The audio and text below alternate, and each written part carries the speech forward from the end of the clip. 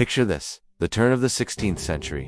The Mediterranean Sea, a sparkling jewel, isn't just a holiday destination. It's the superhighway of global trade. Two titans are locked in a struggle to control it: the mighty Ottoman Empire, a sprawling land-based power with a new formidable navy, and the Republic of Venice, the undisputed queen of the seas, a maritime empire built on spice, silk, and gold. Their rivalry is about to explode into a conflict that will reshape the balance of power forever. This is the story of the Second Ottoman-Venetian War, a battle not just for territory, but for the very soul of Mediterranean trade. For centuries, Venice had held the keys to the east. Their galleys, laden with precious cargo from the Levant, made the city fabulously wealthy. They had a network of strategic ports and fortresses scattered across the Greek islands and the Balkan coast, a Stato da Mare, or State of the Sea, that ensured their dominance. But a new power was rising.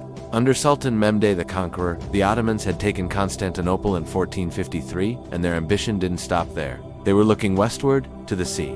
The new Sultan Bayezid II was a different kind of ruler. He was patient, strategic, and understood the importance of naval power. He inherited a dream from his father, to make the Ottoman Empire a true master of the seas. To do this, he initiated a massive shipbuilding program. From the shipyards of the Golden Horn, a new kind of navy emerged. These weren't just transport ships, they were massive galleys, armed to the teeth with the latest cannon technology, designed for one purpose: to challenge and destroy the Venetian fleet. The Venetians, meanwhile, were confident, perhaps a little too confident. Their naval tradition was legendary. Their sailors were the best in the world, their captains seasoned veterans. They had faced the Ottomans before and had always managed to maintain their trading privileges, but they underestimated Bayezid's resolve and the sheer scale of his ambition. The warning signs were there: the Ottomans were expanding their influence, their ships growing more numerous and powerful, but Venice was caught up in the complex politics of Italy, and perhaps did UN see the storm gathering on the eastern horizon. The flashpoint came in 1499. The Ottomans, feeling their new strength, laid siege to the vital Venetian port of Lepanto, a fortress that guarded the entrance to the Gulf of Corinth. This was a direct challenge, a gauntlet thrown down. Venice had no choice but to respond. They assembled a grand fleet under the command of the experienced Admiral Antonio Grimani. The stage was set for a monumental clash. The Venetian fleet sailed east, confident they would relieve Lepanto and teach the Ottomans a lesson. They met the Ottoman navy, commanded by the brilliant Kemal Reis, off the coast of Greece, in a series of engagements that would become known as the Battle of Zanchio, or the Battle of Lepanto. This was the first major open sea battle between large fleets of oared galleys armed with cannons, and it was a shock to the system. The Ottoman ships were larger, and their cannons packed a heavier punch.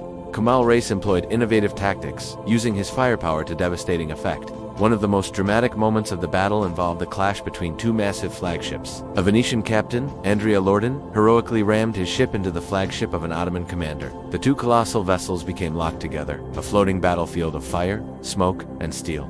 In the end, both ships caught fire and sank, taking both commanders with them into the depths. It was a brutal, chaotic fight. The result of the battle was a disaster for Venice. Admiral Grimani, perhaps too cautious or overwhelmed by the new Ottoman tactics, failed to commit his full force at the decisive moment. The Venetian fleet was scattered, and their morale was shattered. Lepanto, deprived of relief, fell to the Ottomans. The myth of Venetian naval invincibility was broken.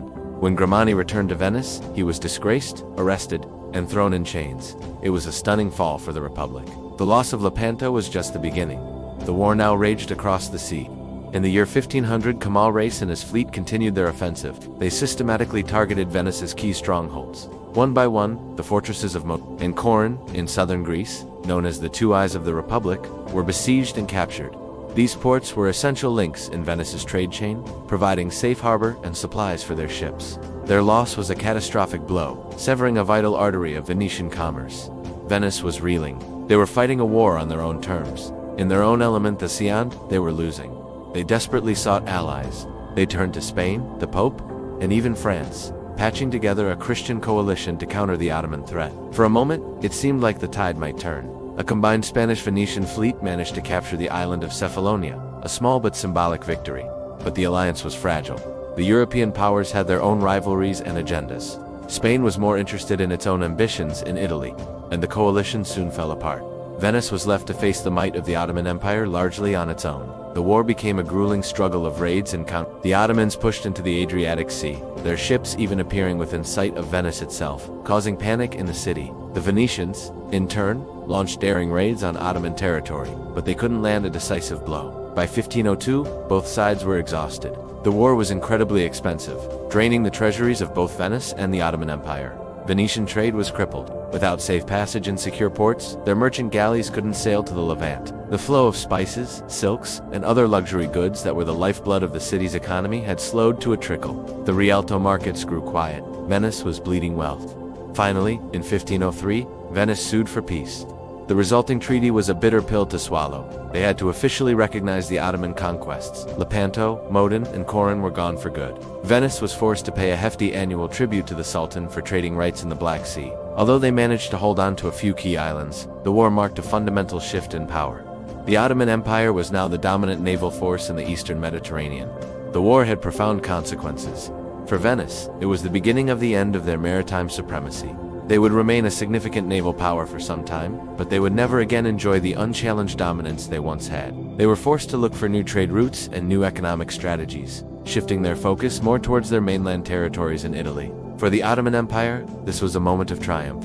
Sultan Bayezid's investment in the navy had paid off spectacularly. They had proven they could defeat the greatest naval power of the age. This victory paved the way for further Ottoman expansion under future sultans like Selim I and Suleiman the Magnificent, who would extend Ottoman control across North Africa and deep into the Indian Ocean. The Ottoman-Venetian War of 1499 to 1503 is more than just a series of naval battles. It's a turning point in history. It demonstrates the critical role of military innovation, the rise of gunpowder empires, and the brutal economic realities that underpin the quest for power in the Renaissance world. It's a story of ambition, of hubris, and of the dramatic clash between a declining maritime empire and a rising global superpower, all played out on the sun-drenched waters of the Mediterranean Sea. Thank you so much for joining me on this journey back in time. It's these forgotten conflicts that so often hold the keys to understanding our world today.